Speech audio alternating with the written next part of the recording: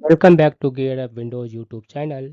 In this video, we will guide you on how to know if a disk drive is GPT or MBR on Windows 11 or 10 using PowerShell. For this, click on this one start button, then type PowerShell in the search results.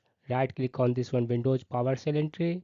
Select here Run as Administrator option. In case Windows prompts, click Yes. Then you need to type here get disk command and then press enter on the keyboard. In the output, you need to check partition style. In case it show here GPT, then your disk partition is GPT, and in case you find MBR, that means your disk style is MBR.